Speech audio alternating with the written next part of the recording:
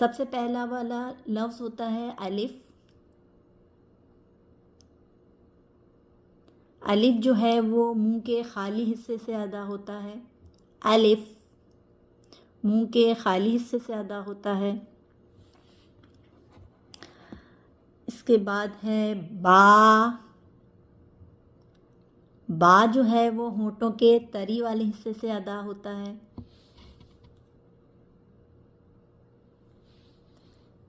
इसके बाद है ता, दाल और कौ। ता, दाल, कौ, ये तीनों हुर्फ जो हैं वो जब ज़बान की नोक सामने वाले दो दांत ऊपर के जो दो सामने वाले दांत होते हैं उनकी जड़ से लगते हैं। जब ज़बान की नोक ऊपर वाले सामने वाले दो दांतों की जड़ से लगे तो ये हुरूफ अदा होते हैं ता, दाल और तौ। उसे बोलते हैं सना औलिया। ऊपर दांत के जो सेंटर में जो दो बड़े दांत होते हैं उसको बोलते हैं सना औलिया। तो मोस्टली हुरूफ जो हैं वो इन्हीं से अदा होते हैं, इसी से। जैसे हो गया ता, दाल और कौ। ये तीन हुरूफ जब ज़बान की नोक सामने वाले ऊपर सेंटर के दो दांतों के जड़ से लगती है, जैसे होता है ता, ता, ज़बान की नोक सामने वाले दोनों दांतों की जड़ से लगेगी, ठीक है, तब जो है वो ता, दाल और कौ अदा होगा। दाल भी इसी मखरज से अदा होगा और कौ भी। आगे बढ़ते हैं। ता, जाल और गौ। जब ज़बान की नोक सामने वाले ऊपर वाले दांतों के सामने जो सेंटर में दो दांत उसे बोलते हैं सना औलिया, उसके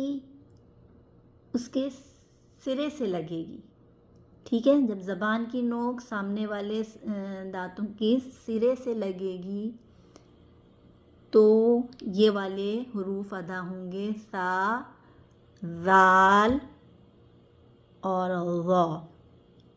इन्हें नरमी वाले हुरूफ भी कहते हैं। चलें आगे बढ़ते हैं। अब हुरूफ है जीम, शीन और या। जब ज़बान का दरमियानी हिस्सा ऊपर तालू से लगे तो जीम, शीन और या अदा होंगे। जब ज़बान का दरमियानी हिस्सा ऊपर तालू से लगे तो जीम, शीन और या अदा होंगे। आगे बढ़ते हैं। हा और आइन, ये हलक के दरमियानी हिस्से से अदा होंगे, जिसे वस्त हलक भी कहते हैं। हलक के तीन हिस्से होते हैं। ऊपर वाला हिस्सा जो है वो अदना हलक कहलाता है। सेंटर में जहाँ पर हड्डी होती है वो वाला पार्ट जो होता है वो वस्त हलक कहलाता है। तो ये हा और आइन जो है वो वस्त हलक से अदा होते हैं, ये दोनों हुरूफ।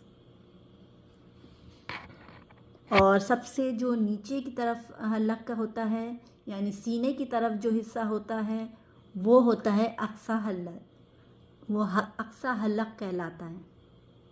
तो हलक के तीन पार्ट्स होते हैं। ऊपर वाला अदना हलक, सेंटर वाला जहाँ पर हड्डी होती है वो वस्त हलक, और सीने की तरफ जो हिस्सा होता है हलक का वो अक्सा हलक। तो हा और आइन जो है वो सेंटर वाले हलक के सेंटर वाले पार्ट से अदा होते हैं। ठीक हो गया। अब आते हैं खौ और गौइन। ये भी हलक से ही अदा होते हैं, लेकिन हलक के आखिरी हिस्से से, यानी ऊपर वाले साइड से। नीचे से हलक स्टार्ट होता है सीने की तरफ से, उसको अक्सा हलक कहते हैं। सेंटर वाला जो हलक होता है जो हड्डी के पास होती है, जहाँ पर हड्डी होती है, वो वस्ते हलक। और ऊपर मुंह की तरफ जो होता है, ठुड्डी की तरफ जो हलक होता है, वो पार्ट जो हलक का होता है, उसको अदना हलक कहते हैं। तो ये खौ और गौइन ये जो है वो अदना हलक से अदा होते हैं, यानी जो मुंह की तरफ होता है। आगे बढ़ते हैं।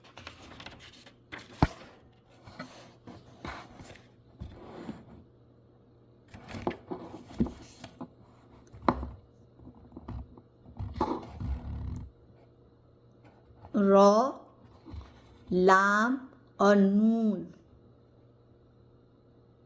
जब ज़बान के गोल किनारे ऊपर मसूड़ों से लगे तो रॉ, लाम और नून अदा होंगे।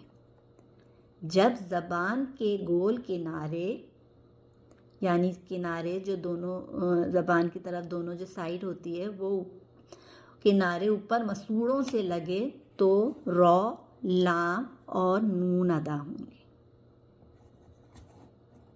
अब आते हैं जा, सीन और सौद। जब ज़बान ऊपर और नीचे दांतों की पुश से लगे, यानी ऊपर और नीचे दांतों की पुश से ज़बान लगे तो जा, सीन और सौद अदा होता है।